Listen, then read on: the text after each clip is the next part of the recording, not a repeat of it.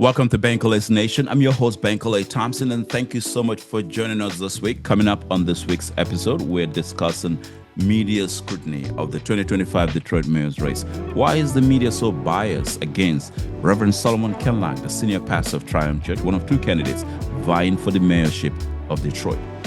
The stories that are coming out against him and his campaign, while his opponent, Mary Sheffield, basically has been let to walk without any kind of scrutiny, does suggest that there is an attempt to delegitimize Pastor Solomon Kinloch. The analysis comes right after this break. Stay with us and Bankole Thompson.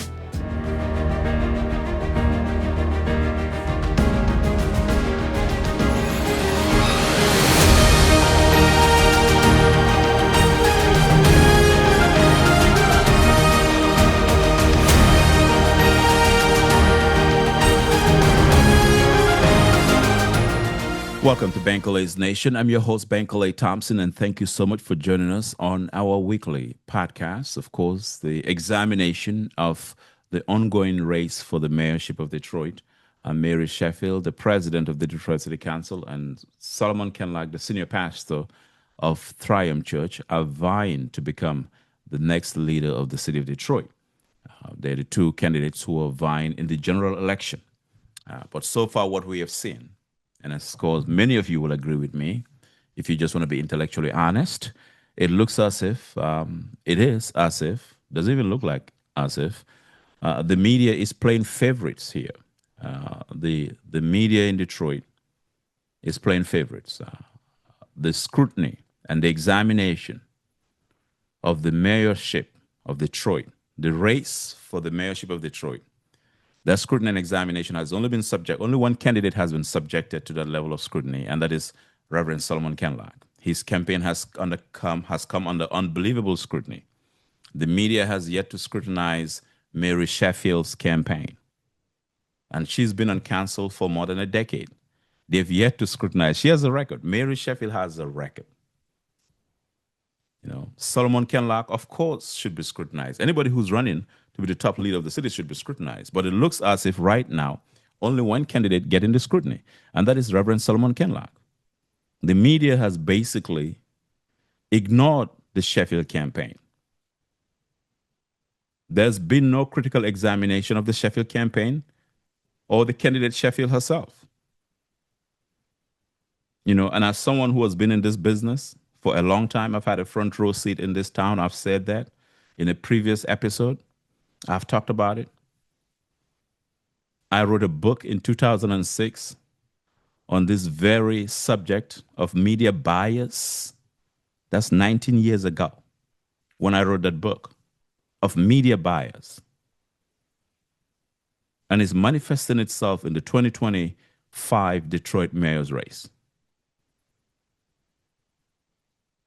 Fox 2 Detroit did stories on Pastor Solomon Kinloch. The last story they did was about his brother, Jonathan Kinloch, who had a history of DUI. Jonathan Kinloch is not running for mayor of Detroit. But Fox 2 Detroit decided they're going to do a story tied to anybody around the Kinloch campaign.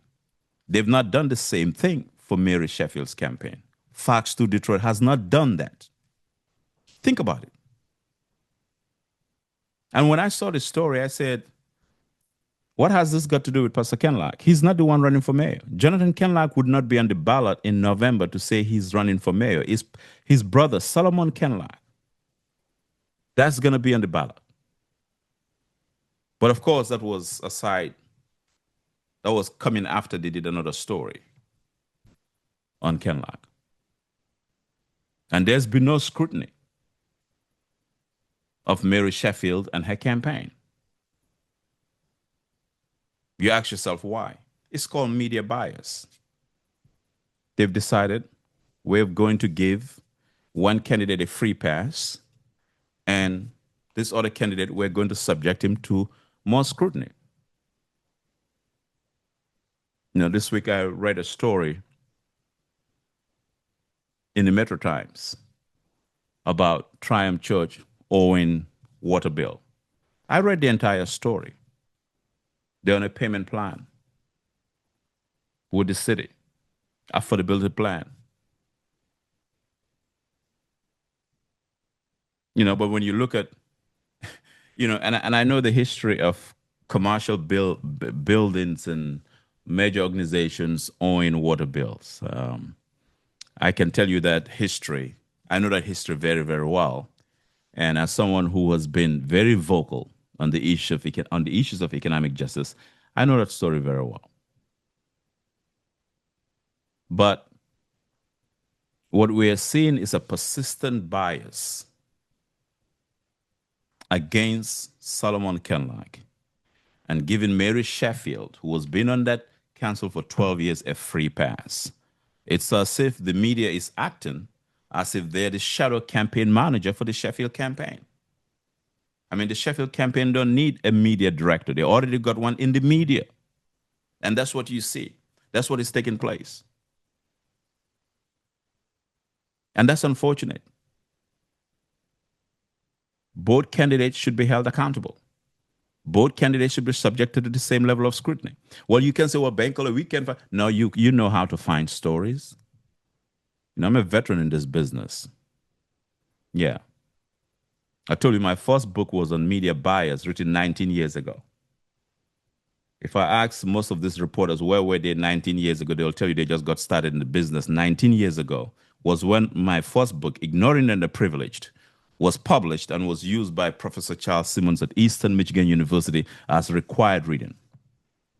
So I know this business. Don't give me that BS. You know how to generate stories. Sometimes we generate story ideas and we find sources to validate those stories. We don't wait for someone else to come give us a story. We don't do that sometimes. When the media wants to make an issue out of something, they want to bring an issue to the attention of the governor or the mayor or any political leader or any economic force. They know how to generate stories. And they know the experts to reach out to, the folk to reach out to generate stories and write those stories. So don't sit here and tell me, well, Bankole, well, we can't find anything.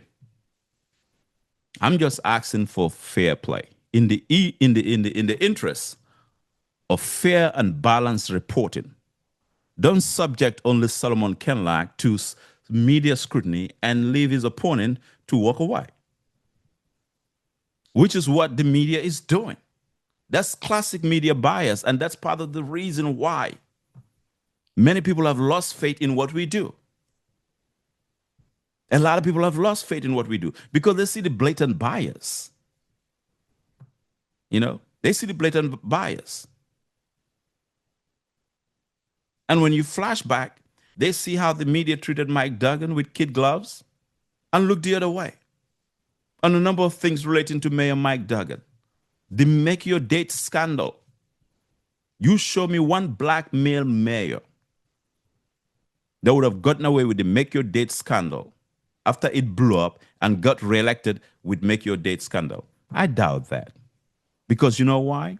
That black male mayor would have gotten his entire mayoral campaign would have been saturated with stories about the Make Your Date. And we know how to generate stories. The media would have done a series on Make Your Date. We know how to come up with series of stories. But Mike Duggan is a powerful white male. He gets a free pass. Like a prominent white correspondent, local correspondent in this town told me in the parking lot of a radio station, he said, Bankole, the gatekeepers have looked the other way. I said, you damn be sure Bankole Thompson is not going to look the other way. That's part of the reason I've remained perhaps the most prominent critic of Mike Duggan in the media in Detroit. And there's nothing he can do about it. Because when he got elected, all the white critical pens disappeared. When you read, you watch, there are only few people in the media, if anything left, that's willing to hold Duggan accountable. But in this mayor's race, what we have seen is we're willing to hold a black male candidate named Solomon Kinloch to a higher scrutiny, treating him as if he's already the mayor. That's how they're treating him.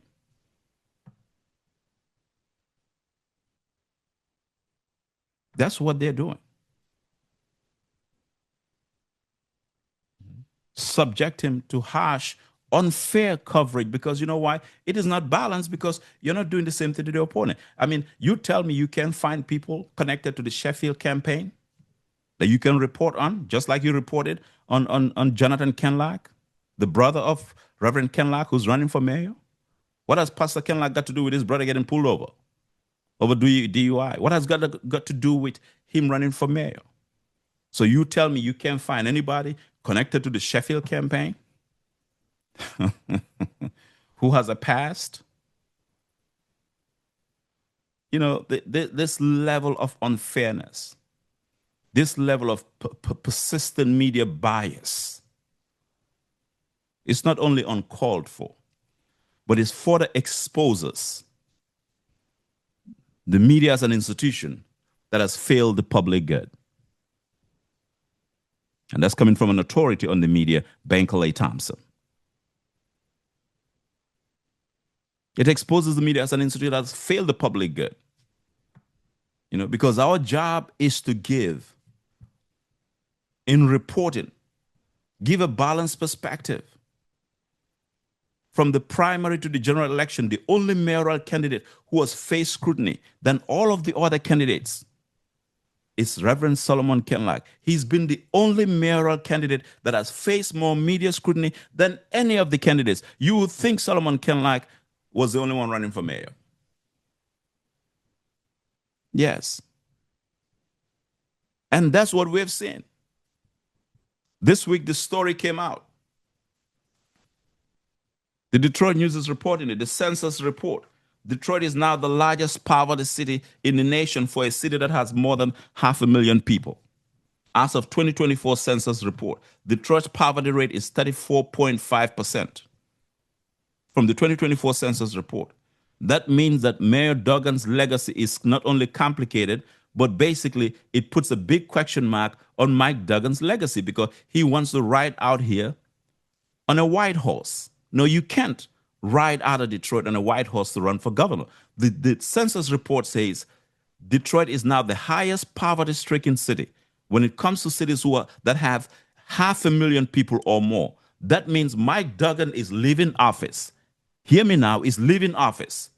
Is leaving Detroit as the highest poverty city in the nation for cities that have more than 500,000 people. That is not a good legacy. Now, is the media going to report on that and hold Mike Duggan accountable? I doubt it. They will not do that. They've looked the other way on many occasions on Mayor Duggan, so they're not going to do that. They're not going to do that. Now, I was reading this afternoon, Pastor Kinloch's campaign sent out a release to that effect, responding to this high poverty rate, saying Detroit's comeback needs to be a come up for residents. It's time for a change. And Kinloch is releasing what you call the Kinloch Promise Plan to put people at the center of Detroit's comeback. Think about it, how disgraceful and shameful it is. Mike Duggan is leaving office. He's supposed to be riding high. Riding high, y'all. He's supposed to be riding high. But he's leaving office, leaving Detroit as the highest poverty city in the nation for cities with 500,000 population or more. And this is the highest rate since 2017. So this is part of Mayor Mike Duggan's legacy, economic inequality, the forgotten faces of Detroit. Like Hurricane Katrina removed the veil of the thousands of people who are disenfranchised and dispossessed in New Orleans. Katrina removed the veil. The people who are invisible in New Orleans, the victims of inequality. In the same way, Detroit has an income inequality storm and is reflected in the census report. Now, is the media going to report it and hold Mike Duggan accountable? They won't do that. No, they're busy looking for more stuff on Pastor Solomon Kinloch because, you know, as we get into October, there's going to be more stories. We know how this game is played. peak time.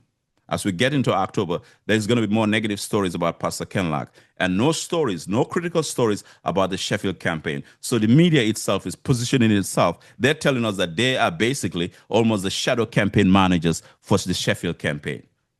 Mary Sheffield doesn't need to, or Council President Sheffield doesn't need to hire a media director. She already got the media doing that job for her. Simple as that. And that's what you're dealing with. So see how unfair it is. If I'm giving a lecture, I will reference what the media coverage is. The media coverage in Detroit right now of this mayor's race. I will reference it in a lecture when I give a lecture to students at the college. I will reference it as a classic case, as a classic example of deliberate media bias, as a classic example of media insertions, as a classic example of media inaction, as a classic example of the media failing the civic test. I will give it as an example. In January of this year, I was invited to give the opening lecture, semester lecture at the University of Michigan in Ann Arbor to an undergraduate class that is studying the works of Frederick Douglass. The professor reached out to me and said he would like me to give the introductory lecture for the semester for his class. And he said, I follow your work. It's in the tradition of Frederick Douglass. I would love for you to come and speak to my class about not only the legacy of Douglass, but why you do what you do. You speak into the power and so forth. And he got the students to read my latest book, Fiery Conscience, before I got to the class. But my point here is that if I were to speak to that class again, I will use the 2025 Detroit mayor's race as an example of where the media has failed to step up. And they've rendered, it's a lopsided campaign. They've rendered one candidate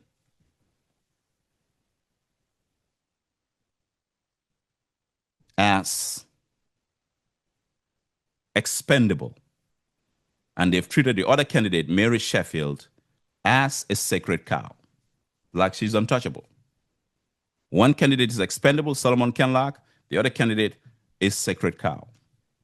And that's why I said this week on social media, if Mary Sheffield were to win the election in November, it's not because of the strength of the issues that she's championing. It's not because of the strength. It's not on the strength of her campaign. No, it is not. It is not. It will be because the media provided a gateway to victory. They provided a gateway to victory. And you ask yourself, we have two candidates running for mayor. Why is one candidate facing more scrutiny than the other? Why isn't there not one critical story, not one examination on the Sheffield campaign? Why is that? Why is that? Yeah, but they're snooping around the Kinloch campaign looking for everything else. The next thing they will do is perhaps tell us why does Kinloch eat omelet for breakfast? Why doesn't he eat this? And they'll go find somebody to comment. Maybe they'll find a food expert or somebody to comment and say, well, he should not be eating omelet. He should be eating this. That's the next story they're going to publish. That's the next story they're going to report on television. See, I know the gatekeepers. And I know they're listening. You see, I don't need to send a text message to the gatekeepers here. I know they're listening.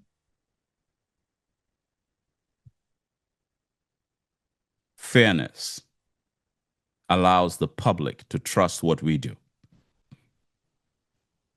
Showing naked bias allows the public to lose trust and faith in what we do. And I'm saying this because, see, it requires, because I know they're listening and they all know me anyway. It requires someone like me of this standing, someone like me who has the history, someone like me who knows the players, someone like me who has been around, who's had a front row seat, and can write a book with my eyes closed about this subject matter to say something. See, I can't keep quiet over this, and I'm not going to. And the beautiful thing about a podcast is that this is documented for history. So historians will look back at this and say, this was Bankole Thompson's perspective. This was the analysis he gave.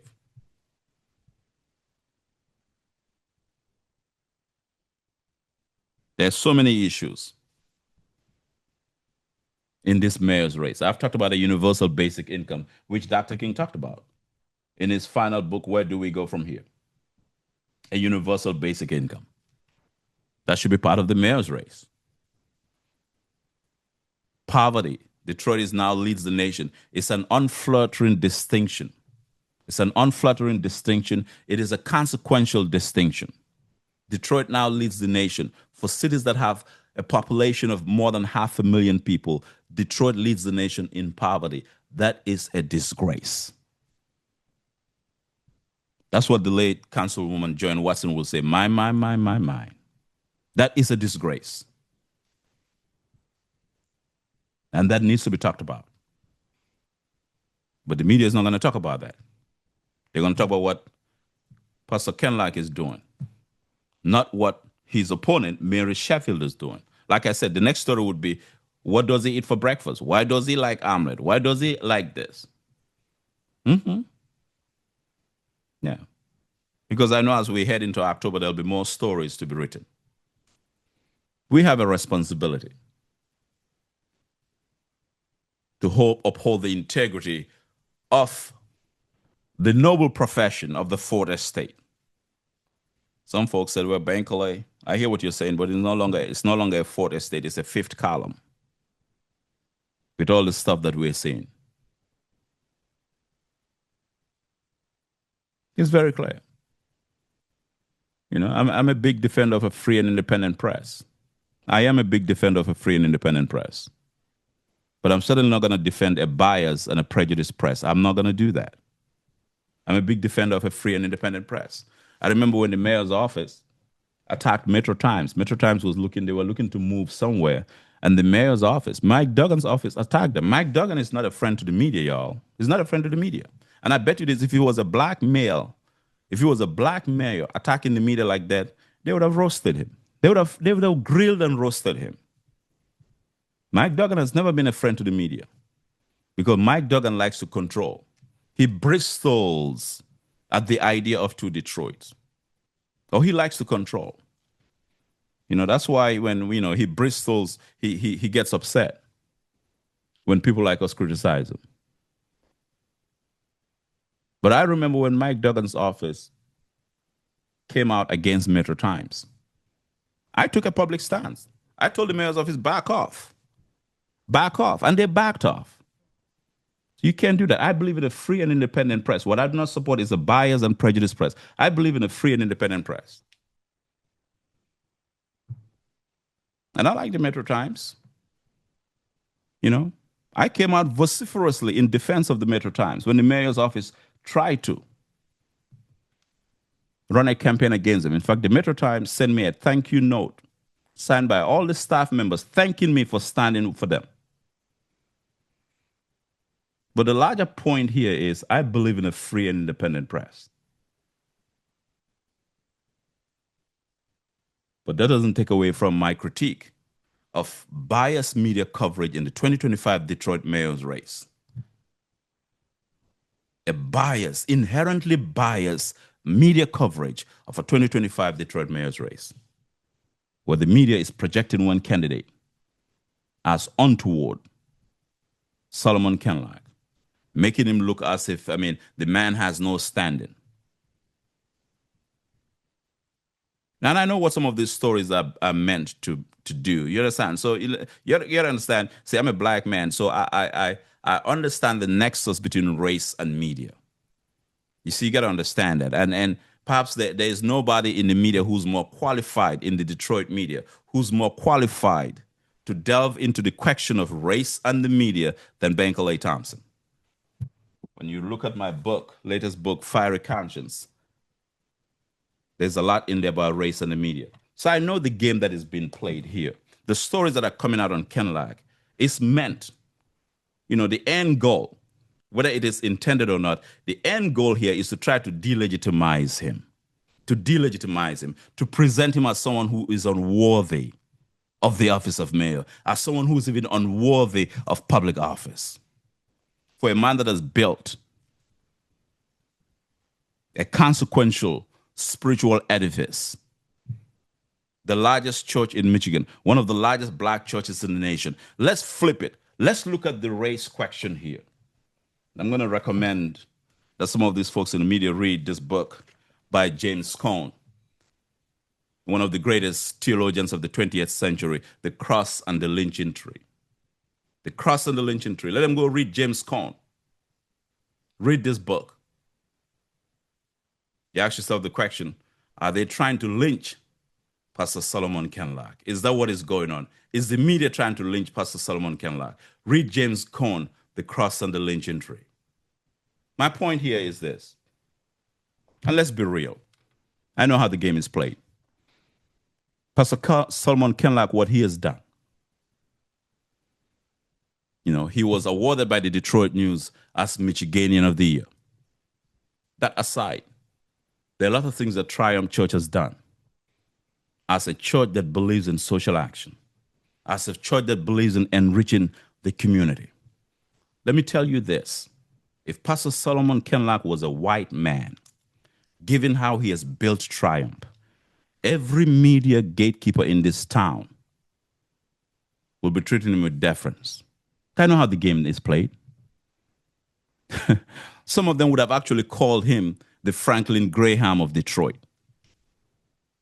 Like, oh, Bankole, are you going there? Oh, yes, I'm going there. I'm going all in. Some of them will actually be calling him the Franklin Graham of Detroit. If Pastor Kinloch was a white man, given how what he has done with Triumph Church, given how that church has enriched the lives of people, they would be calling Pastor Solomon Kinloch in Detroit the Franklin Graham of Detroit. That's what they'll be doing. Given the crusade that he has led in enriching people's lives through Triumph Church, that's what they will be doing. They'll call him the Franklin Graham, the Benny Hinn. I mean, they will compare him to other white evangelists. So why is he being treated as somebody who's unworthy to run for public office? Why is he being treated as someone who is untoward? The level of disrespect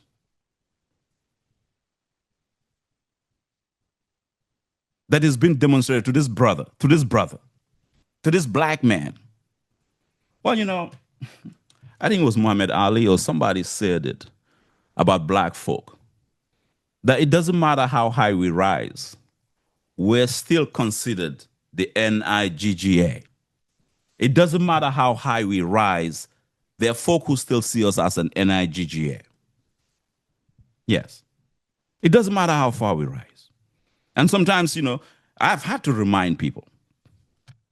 I said, don't get it twisted. Do not get it twisted. Because we have to remind people when they try to disrespect us. We have to remind people. You know, I remember one time I had to check the CEO of a public television station in this town. I had to check him. I called his name out on social media. I said, you don't have to like Bankole Thompson. You don't have to like what I write. You don't have to like the way I think. You don't have to like my analysis. You don't have to like my prognosis. You don't have to like whatever I do. You know, as a journalist who comes out of the Frederick Douglass tradition, you don't have to like me, but you will not disrespect me. And by the time I was through calling him out, he sent me a text message and personally apologized, telling me what he did was not an affront. I said, no. I said, listen. And he asked me if we go to lunch. I said, no, we don't need to go to lunch. Just don't disrespect Bankole Thompson. My work stands on its own. And it can be measured against anybody's work. Because when I fight in defense of the voiceless and the disenfranchised, I go all in. I leave no stone unturned. So I'm not in this business of trying to be in a media clique. I'm not in this business of trying to be friends with people. I'm not trying to do that. What I'm trying to do is speak truth to power with a fiery conscience. That's what I'm trying to do. Speak truth to power in the tradition of Frederick Douglass. And that's what I'm doing here with this podcast.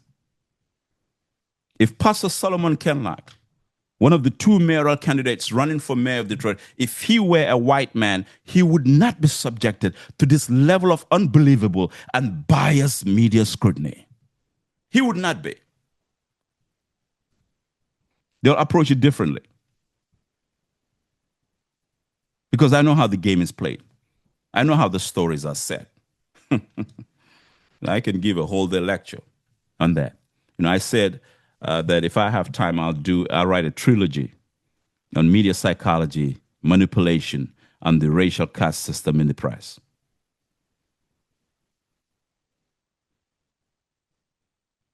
We have two candidates running for mayor of Detroit, Mary Sheffield and Solomon Kinloch.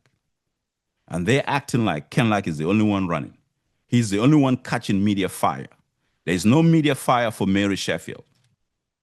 Not her campaign, not her as a candidate, but there's media fire for the Kinloch campaign. There's media fire for Kinloch, the candidate. And when I saw the ridiculous story about Kinloch's brother, Jonathan Kinloch, driving in a DUI record, what has that got to do with him? Jonathan Kinloch is not running for mayor. If he was running for mayor, yes, you could. That's a legitimate story. You could put it out there if he's running for mayor. So are you telling me that nobody on the Sheffield campaign has a DUI record? Is that what you're telling me? But the fact that they're willing to do that tells you the extent to which they're willing to go to try to delegitimize Pastor Solomon Kinloch. I ask you all to read The Cross and the Lynching Tree by James Cone, one of the greatest, if not the 20th century's greatest black theologian. So you understand what is taking place. Understand what is taking place. James Cone, buy this book and read it. See, I approach the media business differently. See, and I reflected on this. I was giving a lecture, and I was asked the question about what was it like to be one of the first black editors in the nation to interview President Barack Obama, have a series of exclusive sit-down interviews with him. I talked about the historic significance of it, the professional obligation as journalists, but I also talked about the moral obligation of us being able to tell stories that come out of black heritage, that comes out of the bowels of black negritude. The importance of telling those stories. And in this case in Detroit, we have two black candidates, Solomon Kinloch and Mary Sheffield. The media said, we're going to choose our pick. We're going with Mary Sheffield. We're going to serve as the shadow campaign manager, the media director for the Sheffield campaign, and we're going to make sure that this black man here, we're going to delegitimize him. It's unbelievable. But, I've said, like I always do, I've been around for a long time. I've had a front row seat for a long time. Nothing impresses me. I've had a front row seat for a long time. So nothing impresses me, nothing surprises me about what we're seeing in the 2025 Detroit mayor's race. But it's important that someone like me,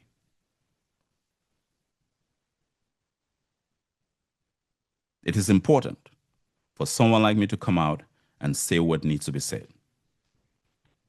Because I know others cannot. And so you can be rest assured that Bankole Thompson is not going to look the other way. Like I told the white local correspondent in the parking lot of a radio station when he told me, he said, Bankole, the gatekeepers, the white gatekeepers have looked the other way on Mayor Mike Duggan. And you know what I told the brother, this white correspondent? I said, be rest assured, Bankole Thompson will not look the other way. Race and the media. Oh, boy. Can't wait to give that lecture. Last time I spoke at the University of Michigan Gerald Ford School of Public Policy, they asked me to talk about the press and politics, and I talked about Mike Duggan. Students were interested. In that class was of, I think, former mayor of Troy. They were interested in knowing why I was so hard on Mike Duggan. Race and the media. When some of our white colleagues look the other way on Mike Duggan, it's left on us to say, no, we're going to hold him accountable. Because when I look at Mike Duggan, he's just a politician like every other politician. There's nothing special about him. Every other politician. So we have a 2025 mayor's race. We have the latest census report that says Detroit is the highest poverty city when it comes to cities that have a population of more than 500,000 people. That's a big story. Now, are they going to do a story on that and put Mike Duggan in the hot seat? Mary Sheffield needs to answer that question, too.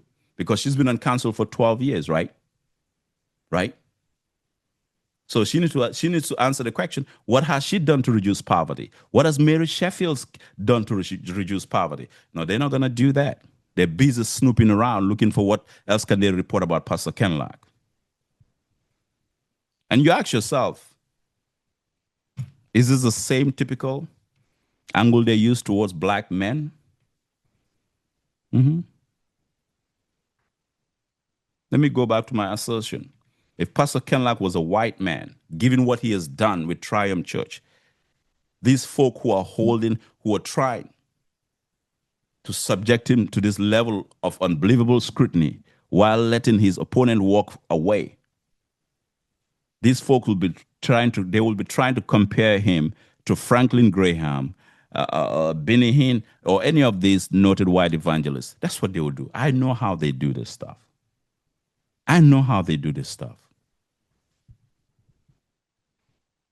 But I'm going to end with this.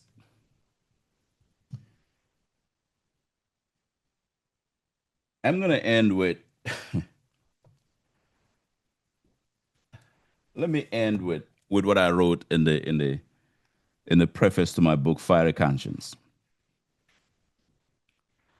I cited, this book was endorsed by Dr. Arun Gandhi, Mahatma Gandhi's grandson, before he died. And Arun Gandhi knew him, was a very good friend. I cited Mahatma Gandhi in the preface to this book. And that's how I want to end this podcast conversation this week on the media bias against the Kinloch campaign. As you can tell, the prologue I wrote in this book is titled In the Service of My Conscience. Mahatma Gandhi said there's a higher court than courts of justice. It is the court of conscience. It supersedes all other courts. So I'm asking my colleagues in the press, men and women, gatekeepers and no gatekeepers, editors, media directors, news directors, publishers, you name it, all the head honchos in the media. I'm asking you to reflect on how the coverage of the 2025 mayor's race has been. And think about whether you think that this has been a consensus coverage so far. And think about the words of Mahatma Gandhi, that there's a court that supersedes all courts, and it's called the court of conscience. There's a higher court than courts of justice. It's the court of conscience. It supersedes all courts. So let's use our conscience. I just used and displayed my conscience, and I told you exactly how I feel and what I think is deliberately wrong in our business and why more and more people are losing faith. Thank you so much for being here and tuning into Bankole's Nation. As always, please subscribe to this podcast, The Unvarnished Perspective, as always. And of course, we'll come back to you another time.